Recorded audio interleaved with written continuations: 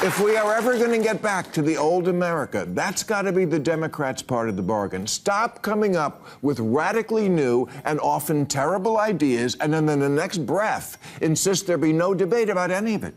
That if you don't see it right away and go along, you're bad, stupid, and deplorable.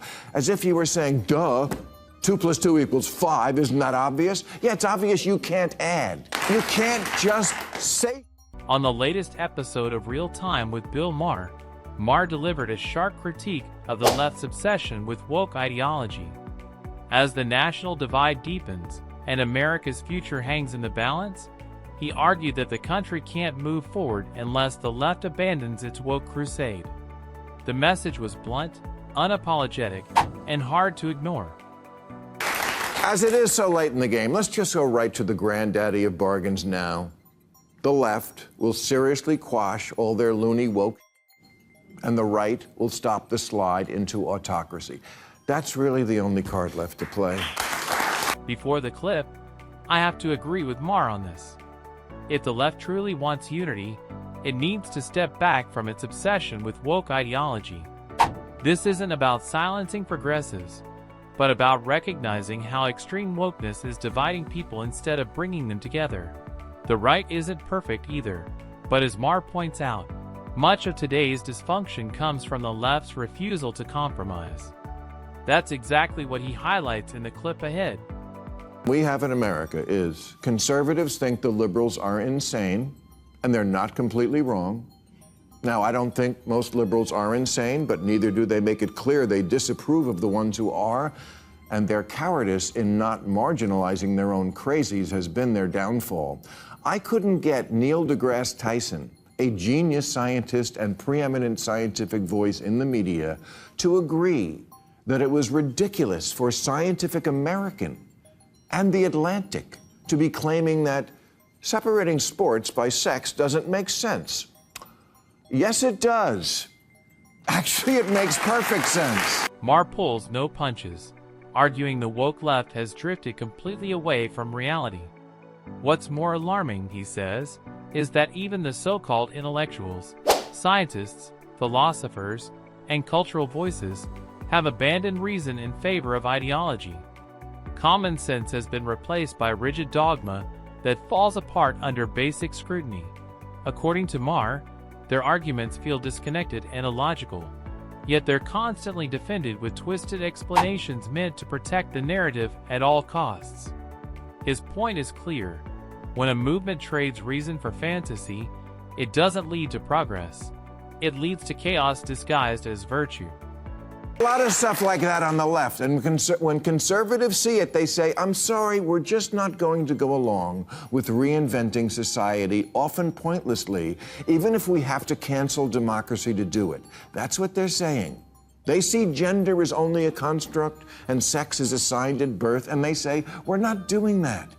Transing kids by self-diagnosis with no age limit, no parental notification, and no acknowledgement of social contagion, not doing it. Think about it for a moment. How can anyone seriously claim gender is only a social construct when biology, science, and basic observation clearly show natural differences between men and women? These distinctions aren't imagined, they're reality. Yet the woke left treats those facts as offensive and tries to shut down the conversation entirely. Maher also raises a critical point about children. If kids aren't considered mature enough to drive, vote, or buy alcohol, how can they be trusted to make permanent medical decisions that could affect them for life? Questioning that logic suddenly makes you the extremist. Maher's conclusion is blunt. Ignoring biological truth and turning children into political symbols isn't compassion. It's reckless ideology replacing reason. Asylum now covers any reason for anyone to come to America, not doing it. Homelessness is a lifestyle. Natural immunity doesn't count anymore. Whiteness is toxic.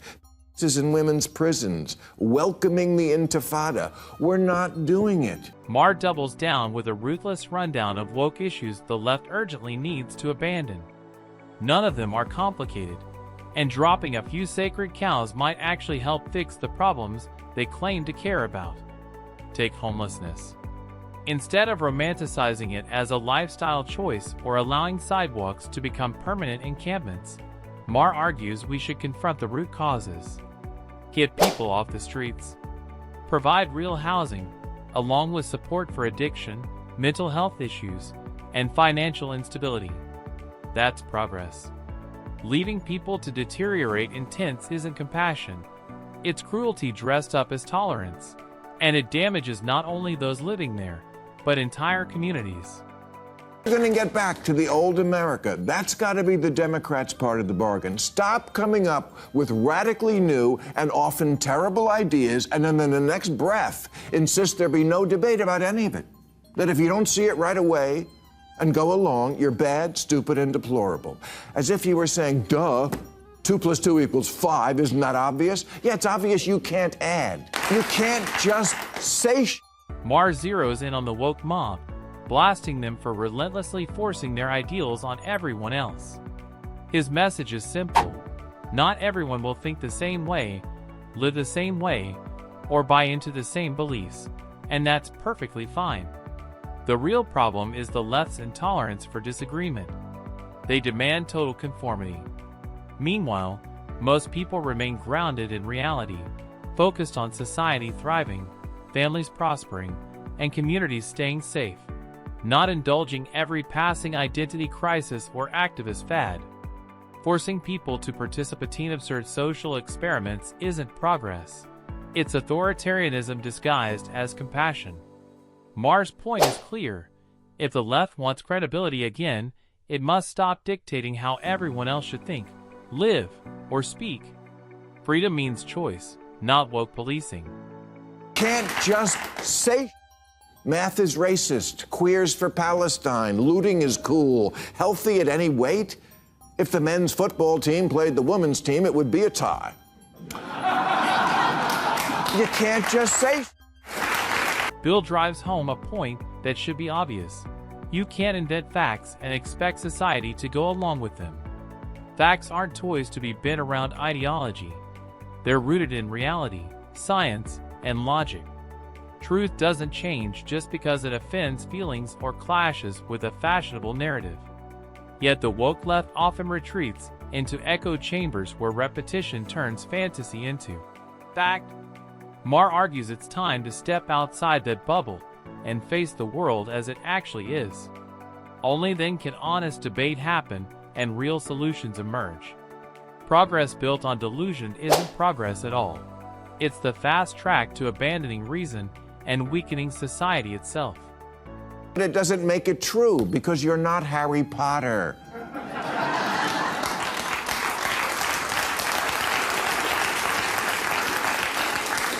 Smug self-righteousness in the defense of some of the dumbest ideas to ever come down the pike is not a formula that's really working for you. Because here's one thing I can promise every liberal in this country. The Democrats can win every election from now until forever. And the people who now hold the reins of power will not give a shit and will not give it back if they think you're still nutty. I don't buy the claim that conservatives would refuse to cede power if liberals lost an election. But I do believe putting liberals in charge is a recipe for disaster. We've already seen how this plays out. When liberal leadership and woke ideology take over, chaos follows. Policies that sound good on paper collapse in practice.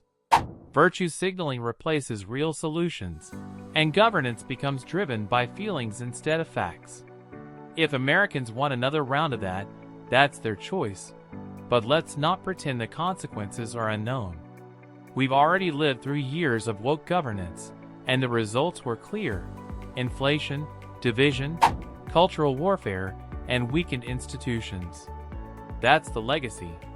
Vote for woke leadership if you want, but don't act surprised when the fallout hits hard. At a grand bargain between the two sides that hate each other so much. America used to do this all the time, make bargains, and I've suggested many myself, like, you stop saying fetuses are the same as babies, and we'll stop saying trans women are the same as biological women. You stop saying alternative facts, and we'll stop saying my truth.